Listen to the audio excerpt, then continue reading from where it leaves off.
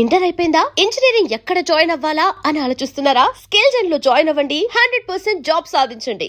నమస్తే, నేను Kavitha. Welcome to I dream news and నిజాలు. హర్ముజ్ జలసంధి గుండా వెళ్లేటువంటి ప్రతి వాణిజ్య నౌక మీద 20% టోల్ ఛార్జ్ విధిస్తాము, వాటికి రక్షణ కల్పిస్తాము అని చెప్పినటువంటి డొనాల్డ్ ట్రంప్ గంటల వ్యవధిలోనే ఆ మాట మార్చేశారు. ఇప్పుడు టోల్ అనేది మేము వసూలు చేయము, కాకపోతే గల్ఫ్తో వాణిజ్య ఒప్పందాలు కుదుర్చుకుంటాము, ఆ వచ్చే డబ్బుతోనే మేము ఈ పనంతా చేస్తాము అనే మాట చెప్పింది. దీంతో పాటుగా గతంలోనే డొనాల్డ్ ట్రంప్ని లేపేయడానికి ఇరాన్ పన్నాగం పండింది అనేటువంటి మాటని ఇజ్రాయెల్ ట్రంప్కు చెప్పింది. ఆ నేపథ్యంలోనే 1000 మిసైళ్లతో ఇరాన్ మీద దాడి చేస్తామన్నారు. ఇప్పుడు సరికొత్తగా ఇంకొక న్యూస్ వస్తోంది. ట్రంప్తో పాటుగా అమెరికాలో ఉన్నటువంటి కీలకమైనటువంటి వ్యక్తుల ఫోన్లని ఇరాన్ ట్యాప్ చేస్తోంది అనేటువంటి మాట. ఇప్పుడు నిజంగానే ఇజ్రాయెల్ చెప్పినటువంటి మాట నిజమవుతోందా? అండ్ ట్రంప్ ఎందుకని 20% టోల్కి సంబంధించి వెనకడుగు వేశారు? నెక్స్ట్ ఏం జరగబోతోంది? హర్ముజ్ జలసంధి ఎప్పుడు ఓపెన్ అవుతుంది? మనతో పాటుగా ఉన్నారు సీనియర్ జర్నలిస్ట్ సురేష్ కొచ్చతిల్ గారు. సార్ నమస్తే. సో మీరు ముందే చెప్పారు 20% అనేది మళ్ళీ వెనకడుగు వేస్తారు అనేది, బట్ దాన్ని ఇంకో రకంగా చెప్పారు. గల్ఫ్ దేశాల దగ్గర విపరీతంగా డబ్బు ఉంది, వాళ్ళతో మేము వాణిజ్య ఒప్పందాలు చేసుకుంటాం, వచ్చే డబ్బుతో ఈ పని చేస్తాం, బట్ నేను కేర్ టేకర్ని హర్ముజ్ జలసంధికి అనేటువంటి మాట మళ్ళీ ఎందుకు అలా ఇండైరెక్ట్గా చెప్తున్నారు? అంటే బేసిక్లీ ఒకటి, ఇరాన్ని హార్ముజ్ స్ట్రైట్ని వాళ్ళ కంట్రోల్ ఉండకూడదని ట్రంప్ చాలా క్లియర్గా ఉన్నది. ఎందుకంటే కాంపిటీషన్ అయిపోయింది. ఇప్పుడు ఇరాన్ తీసుకుంటే ఇరాన్ కమిషన్ కొట్టేస్తారు, నేను తీసుకుంటే నా కమిషన్ రావాలని చెప్పి ఇప్పుడు కాంపిటీషన్ అయిపోయింది. సో ఇంటర్నేషనల్ మ్యారిటైమ్ రూల్స్ ప్రకారం మీరు ఒక ఫ్రీ ఫ్లోయింగ్ రివర్ సిస్టమో లేకుంటే ఓషన్ సిస్టమో మీరు టారిఫ్ ఛార్జ్ చేయలేరు, అది అలౌడ్ కాదు. అది దానికోసం ముందే మ్యారిటైమ్ వాళ్ళు ముందే చెప్పారు, ఇది ఇరాన్ చెప్పినప్పుడు చెప్పారు చేయలేరు మీరు, it's illegal as per law అని చెప్పేసి. మళ్ళీ ట్రంప్ అదే చేస్తున్నారు. మళ్ళీ మార్కో రూబియో మొన్న చెప్పారు that no nation can charge at toll అని చెప్పి. సడన్గా ఆయన నిన్న అడిగారు, మళ్ళీ ట్రంప్ అన్నారంటే అప్పుడే బహుశా ఆయన మాట్లాడుంటారు ట్రంప్ దగ్గర, డోంట్ డూ దిస్.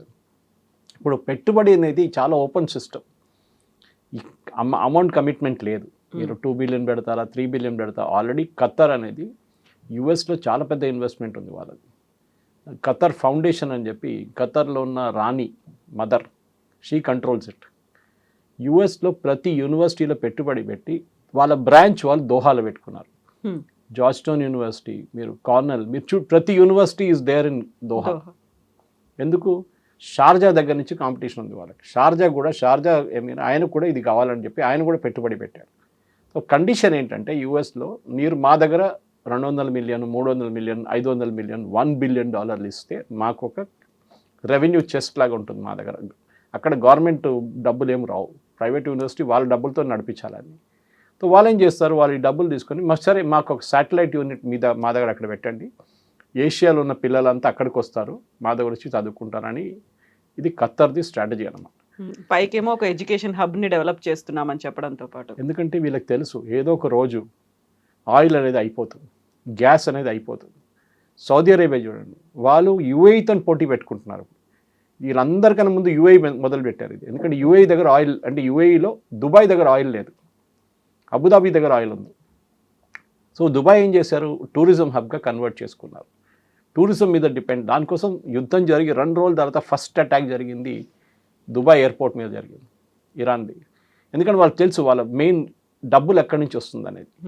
ఇప్పుడు ప్రెసిడెంట్ ట్రంప్ చెప్తున్న దానికి ఒక క్లోజర్ లేదు. ఎందుకంటే ఒకటి, బుషేర్ మీద నిన్న అటాక్ జరిగి, నేను ఇప్పుడు అదే చూస్తున్నాను, latest wave of attacks over అంటున్నారు. అంటే లేటెస్ట్ వేవ్, ప్రతిరోజు ఒక వేవ్ కొడుతున్నారు వీళ్ళు. సో ఈ వేవ్లో వీళ్ళు ఇరాన్ మీద, బుషేర్ మీద కొట్టారు. బుషేర్ ఇస్ వేర్ వాళ్ళ న్యూక్లియర్ ప్లాంట్ ఉంది ఒకటి. నిన్న వీడియోస్ చూస్తే నాకు కూడా భయం వేస్తుంది, ఎందుకంటే మష్రూమ్ క్లౌడ్ లాగా వస్తుంది బయటికి, which is the typical nuclear explosion impact అన్నమాట. మనం చెర్నోబిల్ అట్లాంటి బ్లాస్ట్ చూడలేదు, చెర్నోబిల్ ప్లాంట్ బ్లాస్ట్ అయింది. ఫుకుషిమాలో it was a leakage of radiation. కానీ మనం హిరోషిమా, నాగసాకి తర్వాత మనం ఒక మష్రూమ్ క్లౌడ్ని చూడలేదు ఇంకెప్పుడు దాకా. బహుశా ఇది మెయిన్ ప్లాంట్ కొట్టలేమో, దాని పక్కన ఏదో కొట్టుంటారు, కానీ ఇంపాక్ట్ ఇస్ హెవీ. ఇప్పుడు ఇరాన్ వైపు ప్రాబ్లం ఏమొస్తుందంటే, ఇరాన్కి America slowly strait of Hormuz మీద పక్కనున్న అన్ని పోర్ట్స్ మీద కొడుతున్నారు వాళ్ళు. ఒకటి, వాళ్ళు మెయిన్గా వాళ్ళు చూసిన కెషమ్ ఐలాండ్ ఒకటి కొట్టారు, ఓకే. అది కాకుండా బందర్ అబ్బాస్ కొట్టారు. బందర్ అబ్బాస్ ఇరాన్కి చాలా క్రూషియల్. అక్కడి నుంచే ఇరాన్ కావాల్సిన అన్ని సరుకులు అక్కడి నుంచి వస్తున్నాయి, ఇన్కమింగ్ అండ్ అవుట్ గోయింగ్లో చాలా మటుకు మన కార్గ్ ఐలాండ్ నుంచి ఆయిల్ వెళ్తుంది. Hmm. ఇక్కడ నుంచి ఓన్లీ ఫర్టిలైజర్ మిగతా ప్రోడక్ట్స్ అన్ని ఈ ఐలాండ్ నుంచి వెళ్తుంది అనమాట. కార్గ్ ఐలాండ్ నుంచి కాదు అది. That is from Bandar Abbas. Bandar Abbas మీద చాలా డ్యామేజ్ జరిగింది. నిన్న మీరు చూస్తుంటారు 3 సీ డ్రోన్ యూజ్ చేశారు వాళ్ళు. ఫస్ట్ టైం పాసిబ్లీ యుద్ధంలో సీ డ్రోన్ అనే కాన్సెప్ట్ తీసుకొచ్చారు వీళ్ళు. ఆ సీ డ్రోన్తో దాడి చేసి నిన్న వాళ్ళ మెయిన్ పోర్ట్ లోడింగ్ ఏరియాని మొత్తం ధ్వంసం చేశారు యుఎస్. సో స్లోలీ ఇరాన్ ఇప్పుడు ఏం చేయలేకపోతున్నా, నిన్నటి నుంచి నిన్న ఆఫ్టర్నూన్ నుంచి వాళ్ళ మీద బ్లాకేడ్ కూడా పెట్టేశారు. మీరు ఆయిల్ బయటికి తీసుకెళ్లారు, బయట ఉన్న షిప్స్ని బందర్ అబ్బాస్ కానీ కార్గ్ ఐలాండ్ కానీ కెషమ్ ఐలాండ్కి మీరు పంపించలేరు. దీంతో పాటు కెషమ్ ఐలాండ్ మీద ఉన్న రెవల్యూషనరీ గార్డ్ పోస్ట్ మీద కొట్టారు. అది కాకుండా రూమర్ ఏంటంటే ఈవెన్ ఫోర్దో మీద కూడా కొట్టారంట. ఫోర్దో ఇస్ అనదర్ న్యూక్లియర్ ప్లాంట్ వీళ్ళది. అక్కడ కూడా దాడి జరిగింది అంటున్నారు. సో మనకు క్లారిటీ లేదు, ఎందుకంటే ఇరాన్ ఏం చెప్పట్లేదు. అమెరికా వీడియోస్ రిలీజ్ చేస్తున్నారు. ఇదే టైంలో ఇరాన్ ఏమంటున్నారు, మేము అమెరికా మీద దాడి చేసాం, కువైట్లో ఉన్న వాళ్ళ నేవల్ ఫ్లీట్లో చాలా పెద్ద డ్యామేజ్ జరిగింది, వాళ్ళ లోడింగ్ పాయింట్లో వాళ్ళ, ఎందుకంటే షిప్స్ నిన్న కూడా నేను ఎక్స్ప్లెయిన్ చేశాను బహుశా అది, మన వీళ్ళ అలద్ బేస్ ఉంది వీళ్ళ దగ్గర ఖతర్లో, ఇట్స్ అన్ ఎయిర్ బేస్. మీరు బాంబింగ్ జరుగుతుందని తెలిసే ఒక 5-6 అవర్స్ ముందు ప్లేన్లన్నీ అక్కడి నుంచి తీసుకెళ్ళిపోవచ్చు, మీరు ప్రాబ్లం ఉండదు. కానీ 5th fleet, US 5th fleet అంటే చాలా పెద్ద ఫ్లీట్ అది.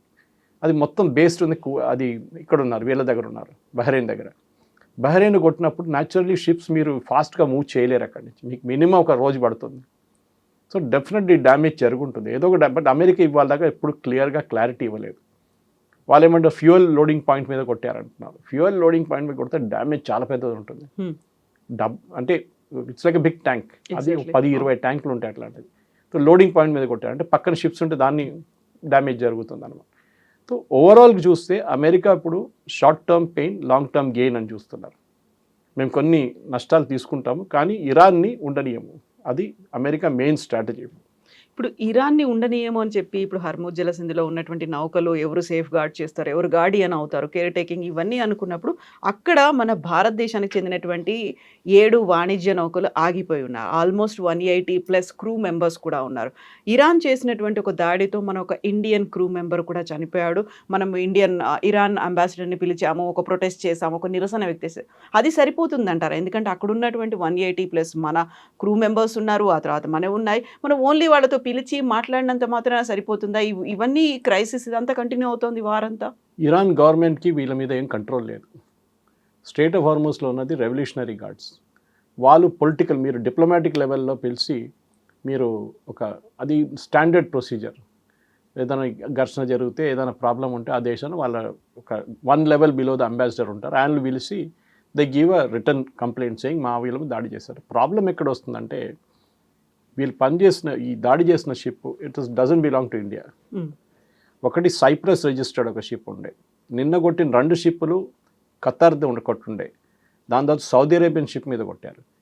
ఈ చాలా మటుకు కువైట్ షిప్స్ మీద కొట్టారు నిన్న 2 దానికన్నా ముందు. సో డ్యామేజ్ జరుగుతుంది. ప్రాబ్లం ఏంటంటే మన సీఫేరర్స్ చాలా దేశాల్లో పనిచేస్తారు, దేశాల కోసం ఉన్న షిప్స్లో పనిచేస్తారు వాళ్ళు. సో ఫిలిప్పీన్స్ వాళ్ళు ఇండియన్స్ కనిపిస్తారు మీకు మ్యాక్సిమం. ఏ షిప్ అని తీసుకోండి, దాంట్లో 50 మంది ఉంటే దాంట్లో 25 మంది 30 మంది మన ఇద్దరు కేటగిరీలు ఉంటారన్నమాట, ఇండియన్ సీఫేరర్స్ అని. కానీ ముందే గవర్నమెంట్ వార్నింగ్ ఇచ్చారు. ఈ యుద్ధం మొదలైనప్పుడే ఇండియన్ సీఫేరర్స్ దగ్గర చెప్పారు, మీరు గల్ఫ్ ఆఫ్ ఒమాన్లో ఉన్నాను, మీరు పర్షియన్ గల్ఫ్లో ఉన్నాను, కానీ మేము ఫ్లైట్స్ అరేంజ్ చేస్తాం, మీరు వచ్చేసేయండి ఇంటికి. వీళ్ళు రావట్లేదు, బికాస్ వాళ్ళు the god of poverty. Literally వాళ్ళ దగ్గర డబ్బులు లేవు, కష్టపడి పనిచేసి డబ్బులు సంపాదించుకొని వెళ్తారు. మళ్ళీ అక్కడి నుంచి ఇక్కడ వచ్చి ఏం చేసుకుంటారు వాళ్ళు ఏం చేయలేదు. ఎందుకంటే సీఫేరర్స్కి కాంట్రాక్ట్ ఉంటుంది 6 నెలలు, 1 నెల, సంవత్సరం పాటు. యూజువలీ 6 నెలలు పనిచేస్తే 6 నెలలు ఆఫ్ ఉంటుంది వాళ్ళకి. ఇక్కడ 3 నెలలు పనిచేస్తే 3 నెలలు ఆఫ్ ఇస్తారు, బికాస్ 24/7 పనిచేస్తున్నప్పుడు. ఈవెన్ ఆయిల్ రిగ్స్లో కూడా మీరు చూసుంటారు, అట్లనే పనిచేస్తారు వీళ్ళు. సో వీళ్ళ సీఫేరర్స్ని మనం ఏం చేయలేము.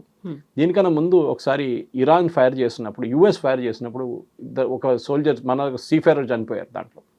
అదేంటి, ఆయన వాళ్ళకి చాలా క్లియర్గా వార్నింగ్ ఇచ్చారు, రిటర్న్ అని చెప్పి. ఈ క్యాప్టెన్స్ అంతా యూరోపియన్స్ ఉంటారు యూజువలీ, వాళ్ళకు ఒక అరగెన్స్ ఉంది, వాళ్ళు ఈరోడా నాకు చెప్పడానికి అని చెప్పేసి వాళ్ళు ముందుకు వెళ్ళిపోతారు. అక్కడే జరుగుతుంది అంతా.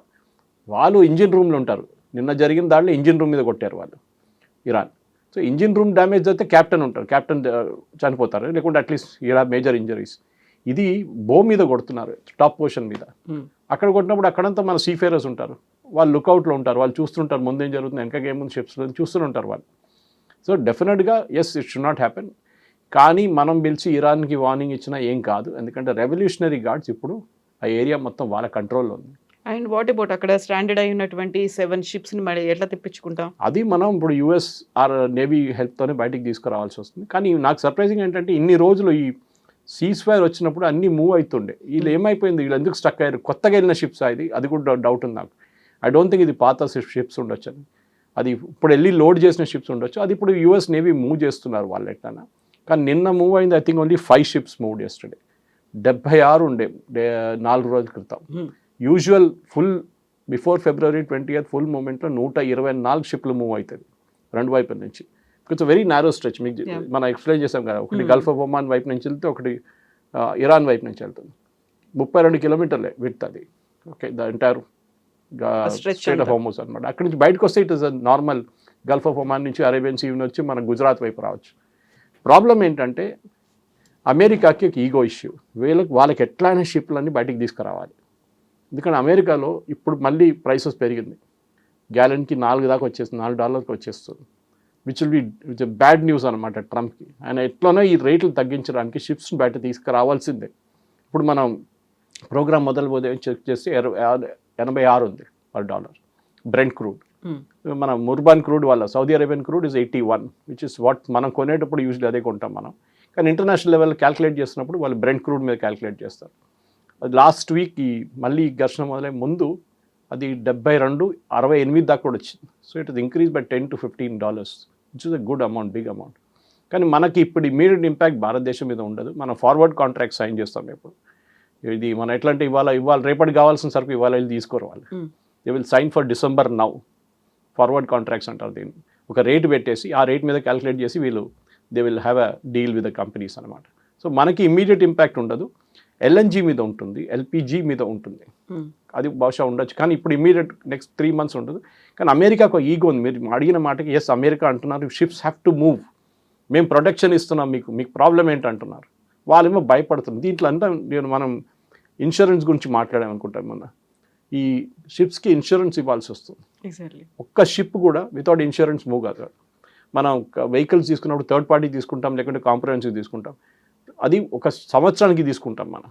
వీళ్ళకి అది కాదు, వీళ్ళకి ప్రతి ట్రిప్కి తీసుకోవాల్సి వస్తుంది. And they will look at మీరు యూరోప్లో తిరుగుతున్నారు, ఎక్కువ ఉండదు ఇన్సూరెన్స్. కానీ మీరు గల్ఫ్కి వచ్చారు, ఇప్పుడు పెరుగుతుంది. మీరు బాబుల్ మందేబ్ నుంచి వెళ్తున్నారా, మీరు స్ట్రెయిట్ ఆఫ్ హార్ముజ్ నుంచి వెళ్తున్నారా, then again one more issue.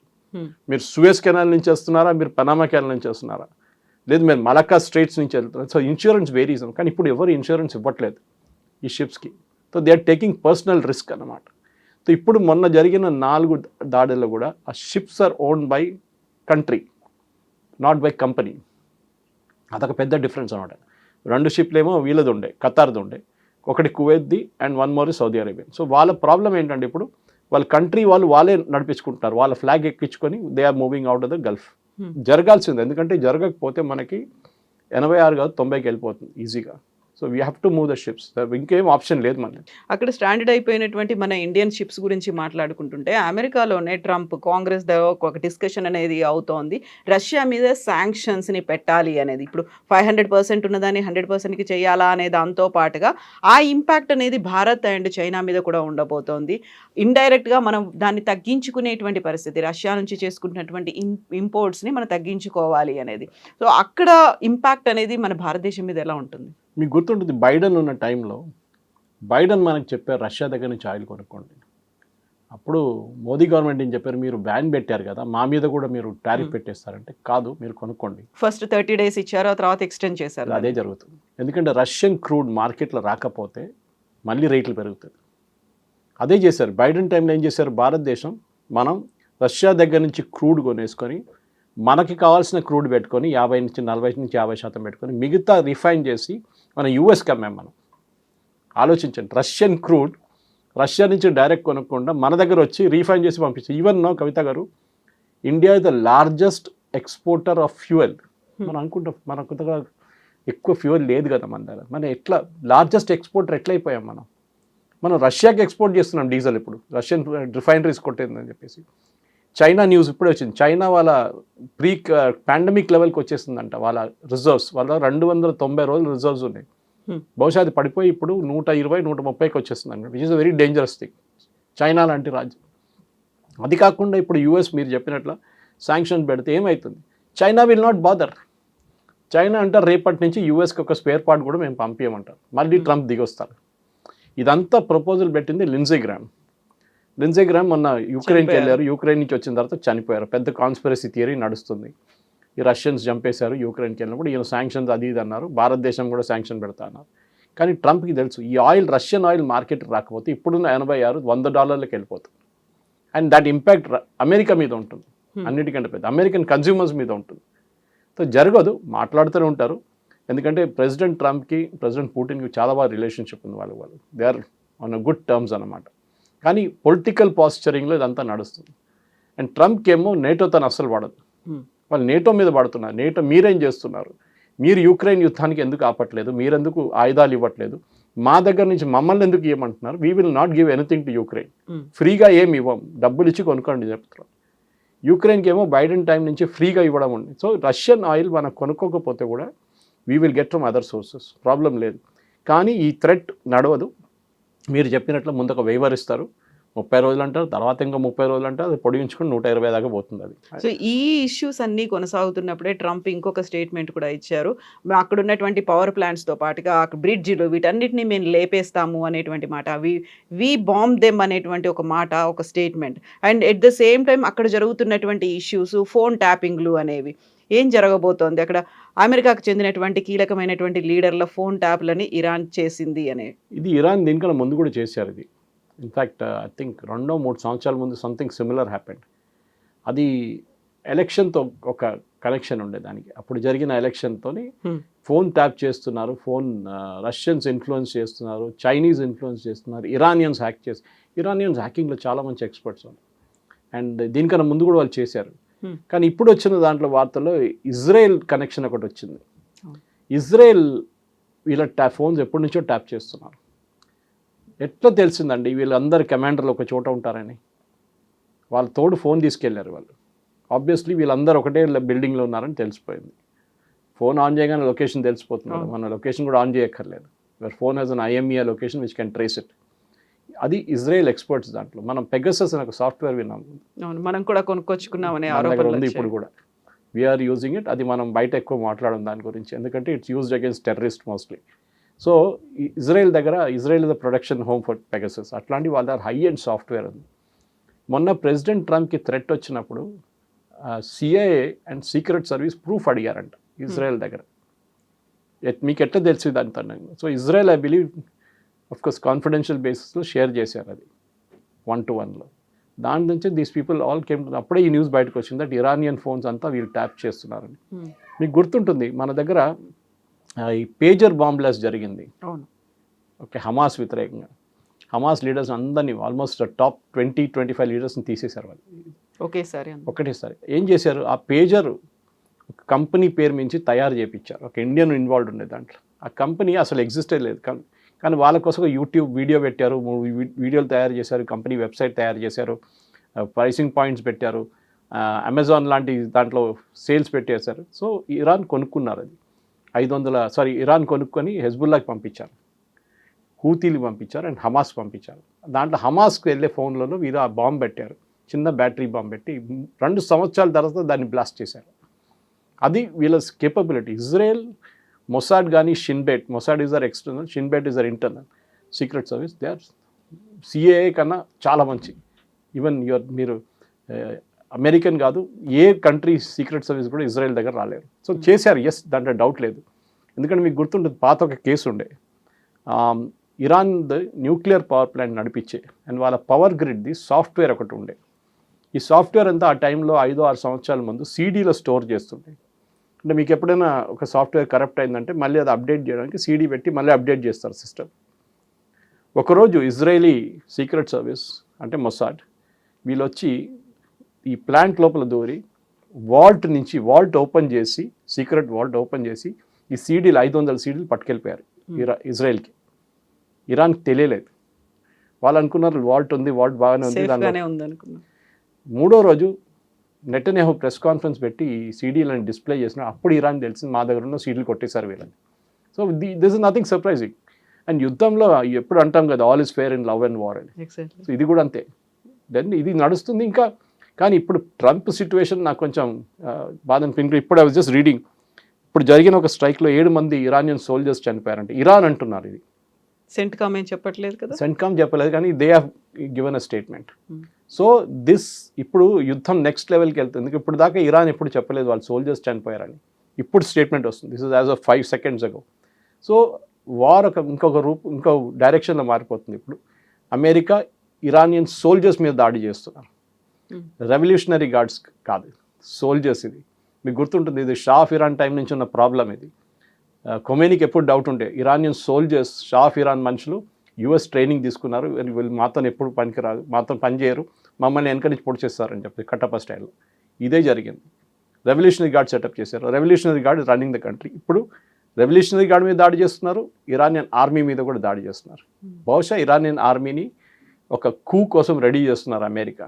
వాళ్ళు బయటకు వచ్చి గవర్నమెంట్ని, వాళ్ళ దగ్గర ఆయుధాలు ఉన్నాయి కదా, they can actually fight. So బహుశా అదే జరుగుతుంది. And I'm just reading that news అనమాట ఇప్పుడు. కానీ దీని నుంచి మనం చూసే బుషర్ ప్లాంట్ అండ్ 30 civilians కిల్డ్ అంటున్నారు ఇరాన్. ఇప్పుడు లేటెస్ట్ న్యూస్ సదర్న్ ఇరాన్లో 3 locations బుషేర్లో కొట్టారని చెప్పి వాళ్ళ గవర్నర్ ఇప్పుడే స్టేట్మెంట్ ఇచ్చారు ఇర్నా న్యూస్ ఏజెన్సీ నుంచి. ఇది and rescue teams currently alert and బుషేర్లో జరిగిందే పెద్ద వరి. సో బహుశా అమెరికా వాళ్ళ లేటెస్ట్ ఇది వేవ్ అయిపోయింది అన్నారు, కానీ రేపటి వేవ్ ఏమవుతుందో చూడాలి. ఇది ఇట్లనే కొనసాగితే నెక్స్ట్ ఒక 13-14 రోజుల్లో I think Iran will have to surrender. వాళ్ళకి ఇంకా ఆప్షన్ లేదు వాళ్ళ దగ్గర. ఫోన్ హ్యాకింగ్లో ఇజ్రాయెల్ చెప్తోంది ఇరాన్ హ్యాక్ చేస్తోంది అని. ఇరాన్ కూడా హ్యాక్ చేసింది, అందువల్లే ట్రంప్ ఎక్కడున్నాడో ఏం చేస్తున్నాడు అనేది తెలుస్తుంది. మొసాద్ వీటికి తోడుగా అమెరికా దగ్గర కూడా CIA ఉంది, సెంట్కామ్ ఉంది. వీళ్ళందరూ కూడా చాలా క్రూషియల్గా కీ రోల్ ప్లే చేస్తుంటారు. బట్ వాళ్ళు ఎందుకు కొంచెం వెనకపడ్డారా, లేకుంటే వీళ్ళు ఏం చేస్తున్నారు అనేది అర్థం చేసుకోలేకపోయారా? అమెరికన్ సీక్రెట్ సర్వీస్ పాత సిస్టమ్ లాగా లేరు, ఇప్పుడు పనిచేయట్లేదు, అంత ఎఫిషియెంట్ కాదు వాళ్ళు.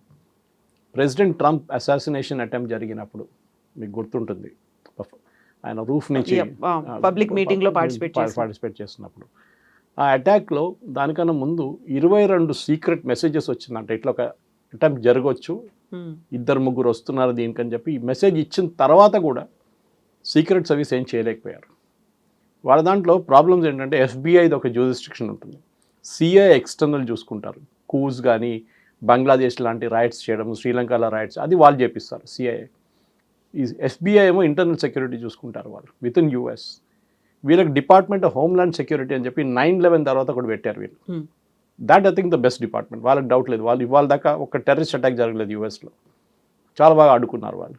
కానీ ఎక్స్టర్నల్ ఇంటెలిజెన్స్ తీసుకురావడంలోనే ఇక్కడ పెద్ద ప్రాబ్లం వస్తుంది వీళ్ళకి.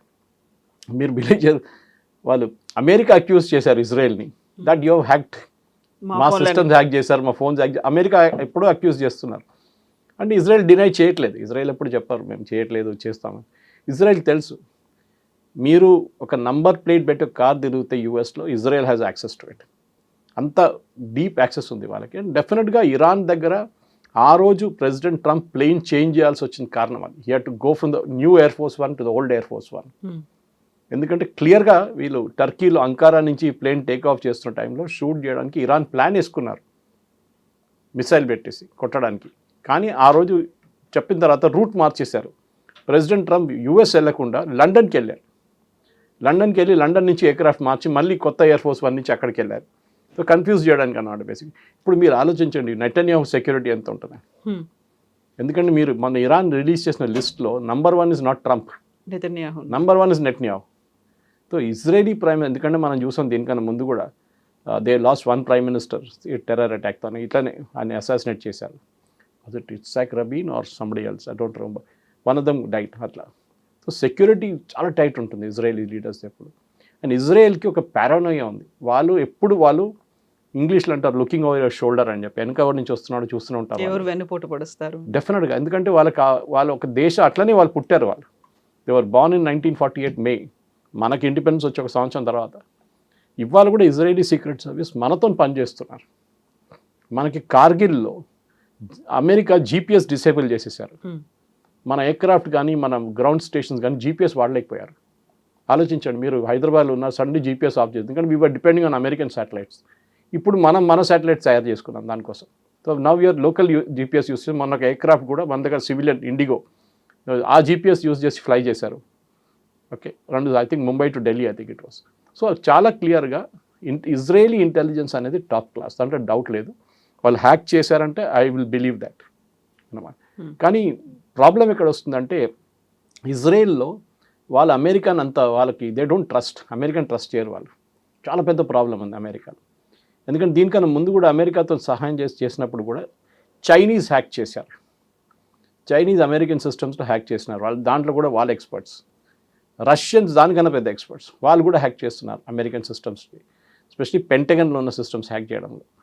ఇది ఒక గేమ్ కవిత గారు, ఇది అందరు చేస్తారు, మనం కూడా చేస్తాం, దాంట్లో కొత్తదేం లేదు. కొంతమంది మాట్లాడతారు దాని గురించి, కొంతమంది మాట్లాడతారు అంతే. సో పాకిస్తాన్లో ఉన్న పవర్ సిస్టమ్, మీరు ఇరాన్లో ఇప్పుడు కాదు ఒక 6 సంవత్సరాల ముందు ఇరానియన్ గ్రిడ్ కొట్టేశారు మొత్తం. ఒకరోజు రాత్రి entire Iran went blank. Israel చేసిన పని అది. స్టుక్నెట్స్ అని చెప్పి STUNEXT అని చెప్పి ఒక software, worm software, they put it into the Iranian grid. అది మొత్తం సిస్టమ్స్ ఫార్మాట్ చేసి పడేసింది. And within no time Iran went blank. మన దగ్గర పవర్ గ్రిడ్ ఉంది చూడండి, ఇక్కడ కూడా థ్రెట్ ఉంది మనకి. ఒకరోజు జరిగింది అది మన దగ్గర కూడా, పవర్ గ్రిడ్లో ఎవరో హ్యాక్ చేశారు. సో పవర్ షట్ డౌన్ చేయడం చాలా ఈజీ. యుద్ధం మొదలైంది అనుకోండి, ఆ రోజు మీరు పవర్ షట్ డౌన్ చేస్తే ఏం చేస్తారు? ఎయిర్ ఫోర్స్ ఫ్లై చేయలేరు, ఆర్మీ ఏం చేయలేరు, నేవీ ఏం చేయలేరు. సో ఇది చాలా మన ఇప్పుడు యుద్ధం అనేది మనం రష్యా యుక్రెయిన్ యుద్ధం నుంచి నేర్చుకుంటున్నాం. ఇప్పుడు మనం ఏదో 1000 మంది పరిగెత్తుకుంటూ వెళ్తున్నారు, ట్యాంకులు వెళ్తున్నాయి, అదే అన్నీ అయిపోయినాయి. దాట్ ఎరా ఇస్ ఓవర్. ఫిజికల్ వార్ఫేర్ అనేది ఉండదు ఇంకా, లేదు, ఫేస్ టు ఫేస్ కాంబాట్ లేదు. It is more technology.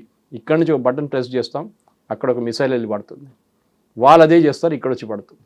ఇదే జరుగుతుంది. డ్రోన్ యూజ్ చేస్తుంది. మనం చూస్తున్నాం ఇరాన్ ఇన్ని రోజులు ఎట్లా అడ్డుకున్నారు యూఎస్ని. జార్డన్ మీద ఫైర్ చేశారు. మన I was analysing the distance. Jordan అంటే you have to cross Israel. మొన్నదాకా ఇజ్రాయెల్ మ్యాక్సిమం అటెంప్ట్ అనుకున్నాం, ఇజ్రాయెల్ క్రాస్ చేసి జార్డన్ మీద కొట్టారు. అఫ్కోర్స్ వాళ్ళు అడ్డుకుంటున్నారు అని చెప్తున్నారు వాళ్ళు, ఎందుకంటే అక్కడ ఒక US ఎయిర్ ఫోర్స్ బేస్ ఉంది, దాని మీద కొట్టారు వీళ్ళు. మీకు యుద్ధం మొదలైన డిగోగాషి మీద కొట్టిన గుర్తుంటుంది, అది అక్కడ దాకా చేరుకోలేదు. అంటే ఇరాన్ దగ్గర 1500-2000 రేంజ్ ఉంది అనుకున్నారు కిలోమీటర్, కానీ వాళ్ళ దగ్గర ఇప్పుడు ఉన్నది 2200-2300 రేంజ్ కూడా ఉంది వాళ్ళ దగ్గర. అది డీకెపాసిటేట్ చేసి, అది డెస్ట్రాయ్ చేస్తేనే యూఎస్కి రాత్రి నిద్ర వస్తుంది, లేకుంటే రాదు వాళ్ళకి. Next step attack possibly US ships మీద జరగవచ్చు అని చెప్పి US ఇంటెలిజెన్స్ చెప్తున్నారు. అంటే వీళ్ళ గల్ఫ్ ఆఫ్ ఒమాన్లో 2 ఎయిర్క్రాఫ్ట్ క్యారియర్స్ ఉన్నాయి. అబ్రహాం లింకన్ నుంచి జార్జ్ W. బుష్ ఉంది. దాన్ని బ్యాటిల్ గ్రూప్ అంటారు. నేను చెప్పాను చూడండి, ఒక మదర్ షిప్ వెళ్తున్నప్పుడు దాంతో చుట్టూ ఒక 10-12 షిప్స్ ఉంటుంది, ఇంకా వార్ షిప్స్ ఉంటుంది మదర్ షిప్ని ప్రొటెక్ట్ చేయడానికి. సో అక్కడ ఆల్మోస్ట్ 26 నుంచి 28 షిప్స్ ఉన్నాయి అక్కడ. నేను సెంట్కామ్ ఒక పిక్చర్ కూడా రిలీజ్ చేశారు దాని మీద బహుశా దాడి జరిగితే దెన్ ఇరాన్ నెక్స్ట్ గేమ్ మొదలవుతుంది అక్కడి నుంచి. ఇరాన్ చాలా ప్రాక్సీ గ్రూపులను మెయింటైన్ చేస్తుంది, అందులో హూతీలు ఉన్నారు, హమాస్, హిజ్బుల్లా ఉన్నారు అనుకుంటే. ఇప్పుడు హూతీ సౌదీ అరేబియా మీద అటాక్ చేసింది, ఆ పర్మిషన్ మేము ఇవ్వలేదు అంటుంది. హూతీలు వీళ్ళ బియాండ్ కంట్రోల్లో ఉన్నారా, వీళ్ళ చేతుల్లో లేకుండా వాళ్ళంతటి వాళ్ళు డెసిషన్స్ తీసుకుంటున్నారా? అది మనం హోర్ముజ్లో చూస్తున్నాం కదా. హోర్ముజ్లో ఉన్న రెవల్యూషనరీ గార్డ్స్ తెహరాన్ నుంచి ఆర్డర్స్ తీసుకుంటలేరు వాళ్ళు లోకల్ కమాండర్స్ డిసైడ్ చేస్తున్నారు. లేకుంటే ఖతర్ షిప్ మీద ఎవరు దాడి చేస్తారు? మీతో నెగోషియేట్ చేస్తున్న వాళ్ళు ఖతర్, వాళ్ళు ఇరాన్లో కూర్చున్న టైంలో తెహరాన్లో ఉన్నప్పుడు వాళ్ళ షిప్ మీద దాడి చేశారు.